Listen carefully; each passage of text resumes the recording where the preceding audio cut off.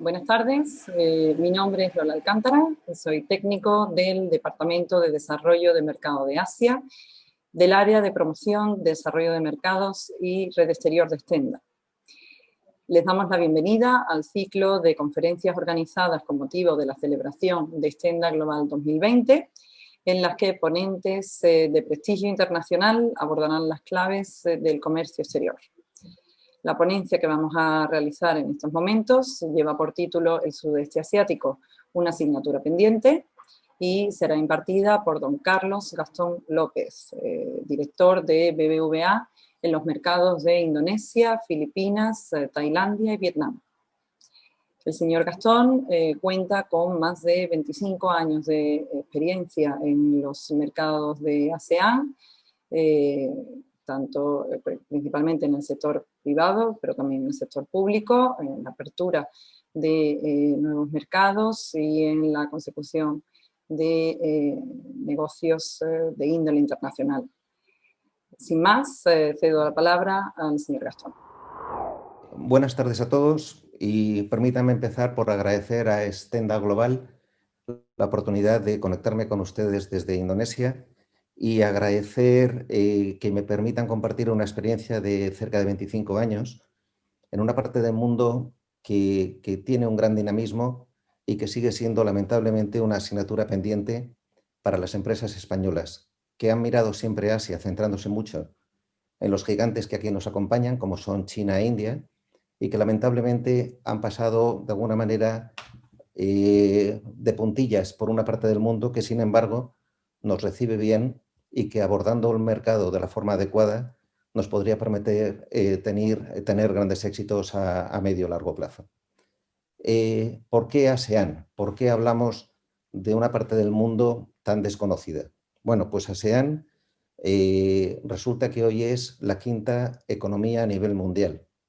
Se trata de 10 mercados tremendamente dispares, no solo en su crecimiento económico, sino también en su tipología política, estructura social, desarrollo de todos los parámetros económicos y sociales, pero que sin embargo han sabido tejer una unión económica, evitando injerencia en asuntos internos y poniendo el foco en el desarrollo económico y social de sus respectivas economías. Y esto ha permitido que a día de hoy sea una de las regiones del mundo con mayor pujanza económica y sirva como ejemplo decir que en las últimas 2 décadas estos mercados han crecido por término medio un 5,2%. Comparado con cualquier otra región del mundo, esto es un resultado realmente espectacular, y más si tenemos en cuenta el tremendo paso atrás que dieron en el año 98 durante la crisis financiera del sudeste asiático. Para que nos hagamos una idea de la dimensión, aparte de la población, que ya hemos comentado, cerca de 700 millones de habitantes, a nivel del comercio internacional, esta parte del mundo representa cerca de un 8% del volumen de comercio internacional.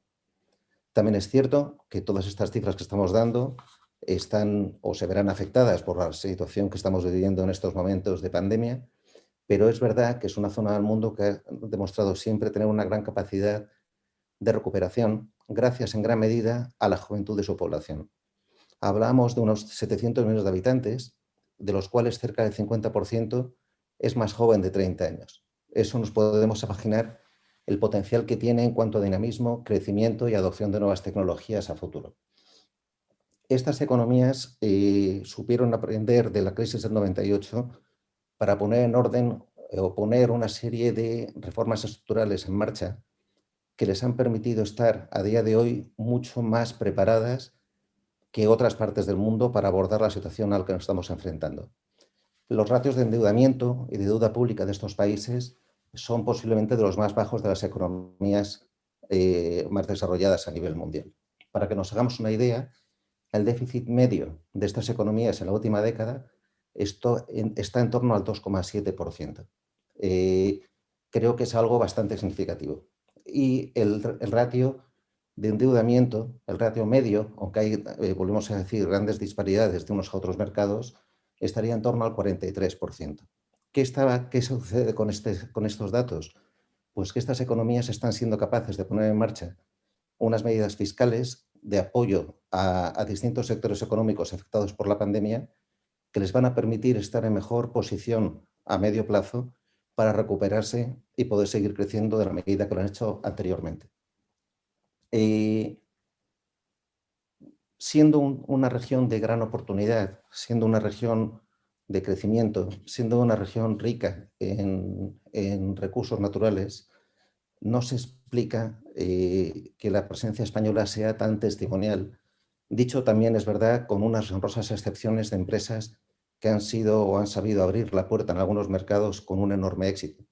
Y nos deberíamos preguntar qué es lo que no estamos haciendo, qué es lo que nos está fallando para tener una mayor presencia en estos mercados y poder consolidar o poder establecernos en países de crecimiento a futuro. Bueno, pues yo diría que en general uno de los principales errores que se ha cometido a la hora de abordar ASEAN ha sido que nunca ha habido una estrategia de medio largo plazo por parte de nuestras empresas, ni siquiera del gobierno. Han sido países que se han tomado solamente como referencia cuando nuestros mercados tradicionales nos han fallado. Digamos que ha sido una estrategia oportunista para tratar de cubrir coberturas, excesos de producción cuando otras zonas del mundo han fallado. Esto en el sudeste asiático es complejísimo y sobre todo te penaliza en el medio y largo plazo. Son países donde todo se basa en la relación de confianza, donde cuesta mucho entrar en cuanto a tiempo, precisamente para ganarte la confianza, y donde perdonan poco el que vengas con estrategias cortoplacistas y luego abandones el mercado. Requieren estrategias muy bien planificadas que te permitan, de alguna manera, tejer una red de contactos locales, darte a conocer, ganarse su confianza, y solo una vez que hayas conseguido eso vas a conseguir los resultados esperados. ¿Qué implica esto? Implica tener que poner recursos y tener que poner cierto nivel de directivos a cargo de la región que permitan tener el acceso a los niveles adecuados de tomas de decisiones. En general, a pesar de las divergencias que hay de un mercado a otro, todos tienen una cosa muy en común, y es que son muy piramidales en la toma de decisiones. Normalmente el seniority es de gran relevancia. Hay que tener acceso a los niveles adecuados de decisión, y eso implica bien tener gente sobre el terreno con una cierta madurez y que sepa tener la flexibilidad suficiente para adaptarse a los distintos entornos económicos, o bien que tengan gente más joven que esté dispuesta a abrir mercado, tener el apoyo correspondiente de sus casas matrices para poder empujar y dar el apoyo necesario en las gestiones al más alto nivel. En general son todo economías bastante centralizadas, donde el sector público tiene muchísimo peso. Y esto es importante porque otra barrera de entrada que tienen estos países es precisamente la falta de estructuras institucionales o las corruptelas, que suelen ser un freno muy importante en el desarrollo de determinadas actividades económicas. Es verdad que ha habido un gran avance, es verdad que en muchos de estos países se está luchando muy seriamente por establecer estructuras que limiten la corrupción y que faciliten la transparencia en cualquier proceso de licitación, pero aún así queda todavía mucho camino por delante y eso siempre es un hándicap. Dicho esto, es verdad que en los últimos años hemos asistido a un potentísimo desarrollo del sector privado en prácticamente todos estos países, teniendo ahora muchos de ellos grandes multinacionales que se están convirtiendo en líderes a nivel mundial en numerosos sectores. Por supuesto, no solamente en empresas agroindustriales en el sector de la palma, donde países como Indonesia o Malasia dominan la industria a nivel global, pero tenemos empresas, por ejemplo, gestores portuarios, tenemos fabricantes de alimentos de todo tipo, tenemos empresas petroquímicas que están desarrollándose de una forma muy importante, no solo en la región, sino a nivel global, y que se está convirtiendo en potentes inversores en nuestras geografías de referencia. Ya no decimos solamente en Europa y en España, sino en aquellos países donde nosotros hemos tenido de alguna manera una presencia prioritaria, como puede ser el caso de Latinoamérica. ¿Qué quiero decir con esto? ¿Qué quiero decir con el desarrollo de este sector privado tan dinámico? Pues que tenemos que ver a estos países no solamente como un destino de exportaciones, sino como países donde podemos encontrar socios muy adecuados de crecimiento para abordar conjuntamente terceros mercados. Tenemos que plantearnos que no son solamente mercados donde podías hacer interesantes negocios con ayuda concesional, como era el caso de Indonesia en el pasado, sino que ahora son mercados que se han convertido en iguales en muchos aspectos, con los que podemos o bien competir o bien unir fuerzas para abordar terceros mercados, como por ejemplo el mismo China. China, todos sabemos lo complejo que es por su tamaño y su falta de transparencia. Contar con socios en el sudeste asiático, muchos de los cuales tienen un origen chino de generaciones atrás, podía ser una forma de entrada muy adecuada para mercados que a nosotros desde España nos resultan tremendamente más complejos. Un tema complejo de resolver y que sigue siendo una barrera muy importante para nuestro desarrollo en la región es la falta de apoyo institucional.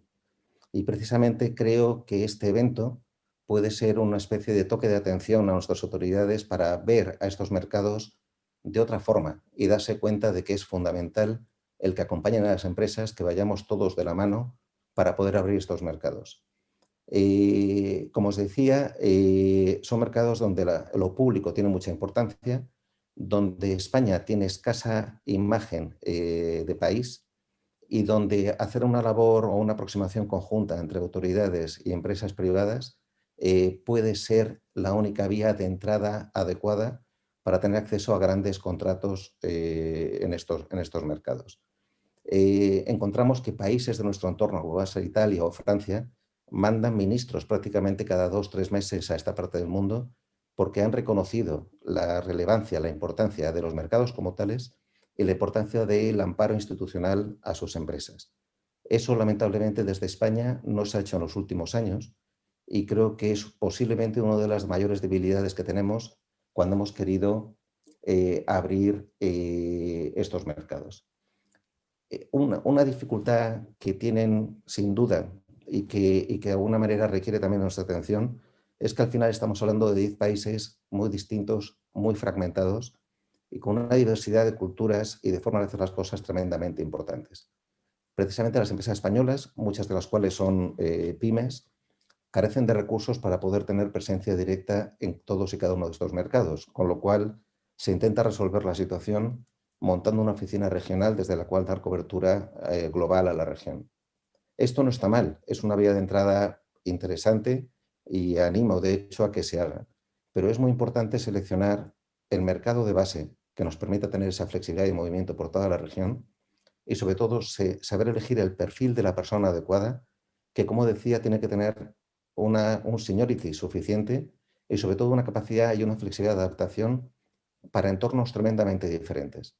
No es lo mismo negociar en Singapur, donde la transparencia y la profesionalidad están a la orden del día, que irte a países como pueda ser un Myanmar o una Indonesia, donde las formas de hacer las cosas son mucho más oscuras, más complejas y requieren de mucha paciencia y de mucho olfato para poder entrar.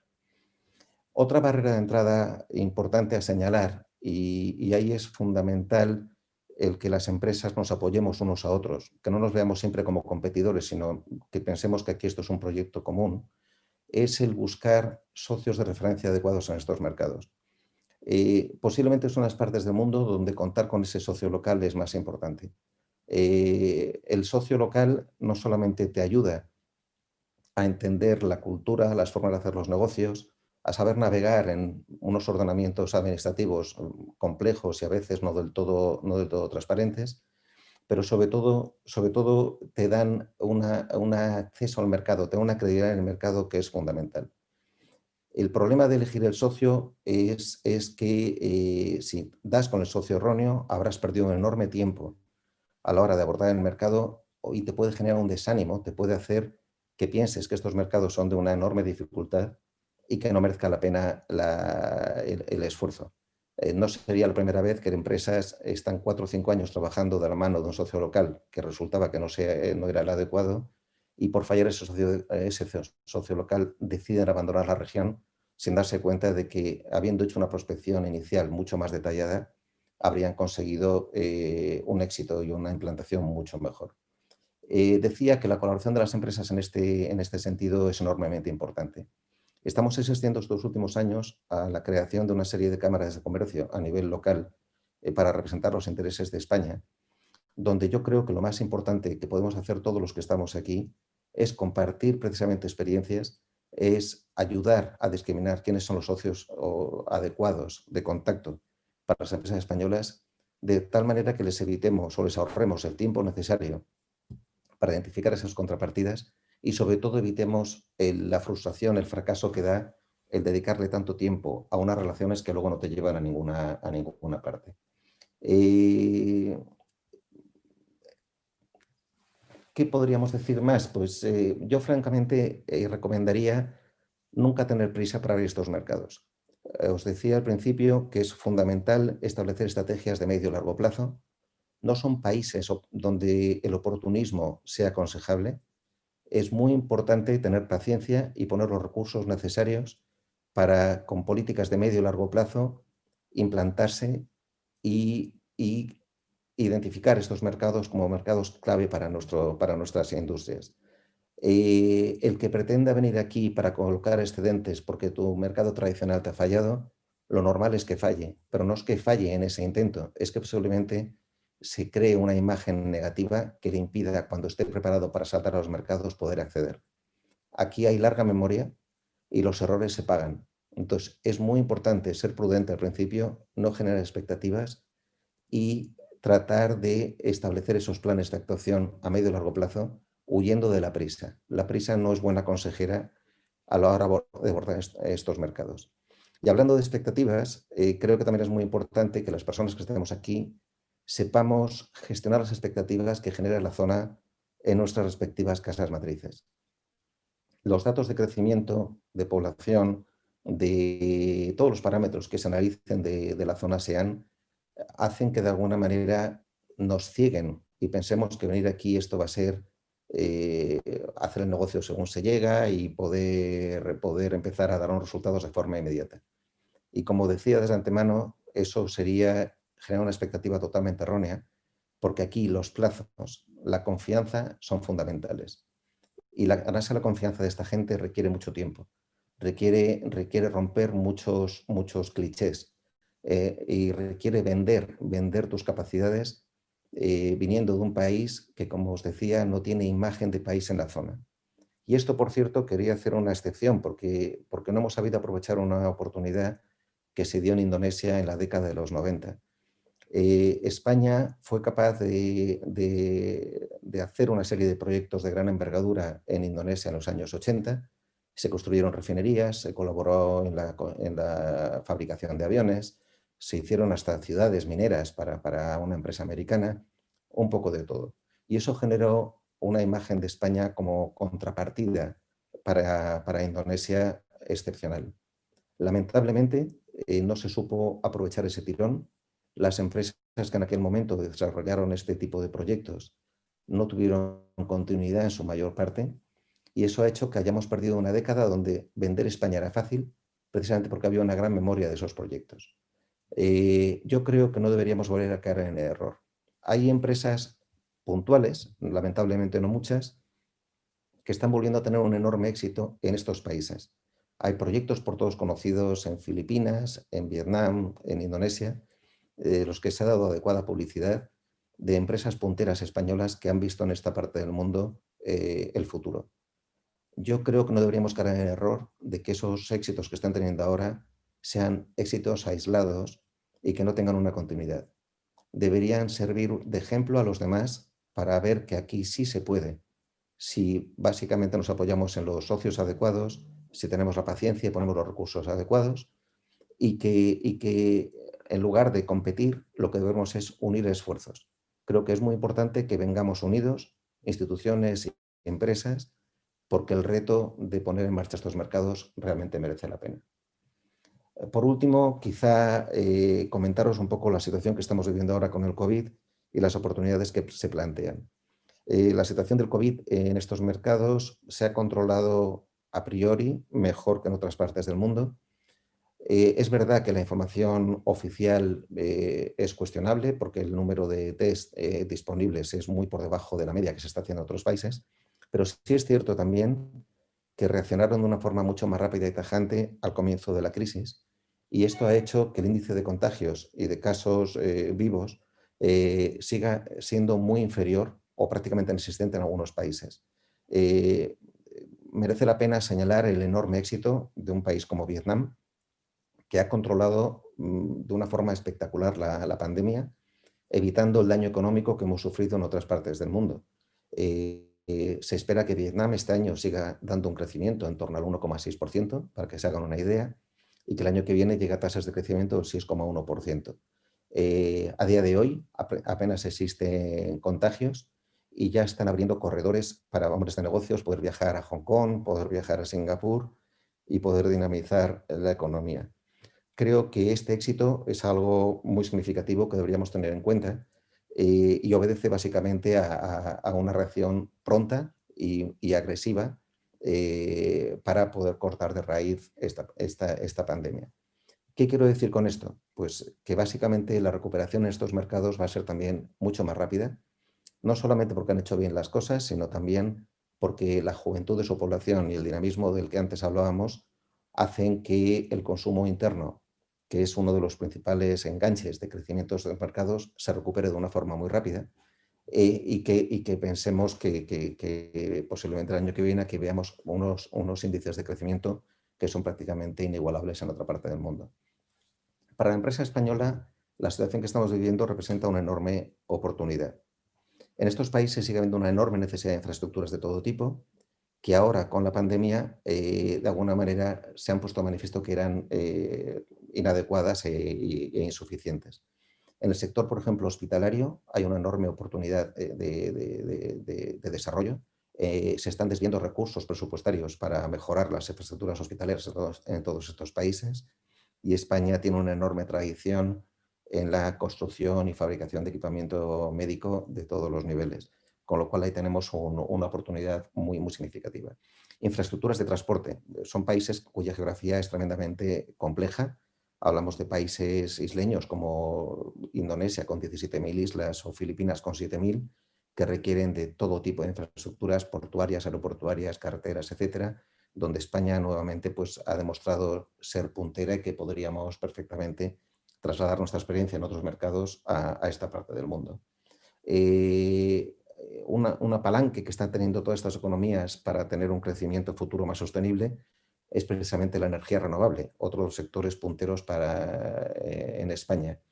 Prácticamente no hay país en esta parte del mundo que no esté haciendo una apuesta por las energías renovables, que no esté haciendo una apuesta por dar una mayor imagen de lucha o de aplicar criterios medioambientales al desarrollo de sus nuevas industrias. Tenemos también una enorme oportunidad en agroindustria, por ejemplo. En esta parte del mundo, la agricultura en general carecía de tecnología, estaba muy atrasada, y hoy en día lo que se está es apostando precisamente por un desarrollo tecnológico adecuado que permita el autoabastecimiento de países que, como Indonesia, con 270 millones de habitantes, representan un reto importantísimo a la hora de poder generar o producir suficiente alimento para atender a esta enorme población, ¿no? En fin, como les decía, es una parte del mundo que, aunque no está carente de barreras de entrada y aunque no es fácil, representa posiblemente hoy en día una de las únicas oportunidades, uno de los pocos oasis de crecimiento que vamos a ver en los años futuros, donde se recibe bien lo español, donde culturalmente creo que no encontramos barreras que existen en otros mercados, donde si somos capaces de apoyarnos unos a otros, deberíamos tener un éxito importante a futuro, como están teniendo otros países de nuestro entorno, de los que no tenemos nada que envidiar y que sencillamente están haciendo las cosas con el apoyo y la colaboración que requieren. Gracias a todos por escucharme y a vuestra disposición para atender cualquier pregunta que tengáis. Gracias. Muchas gracias por esta interesante charla y por su disponibilidad a colaborar con Agenda Global. Les recordamos que todas estas conferencias estarán colgadas posteriormente en la web de Extenda. Sin más, abrimos el turno de preguntas con las dudas que quieran trasladar a nuestro ponente.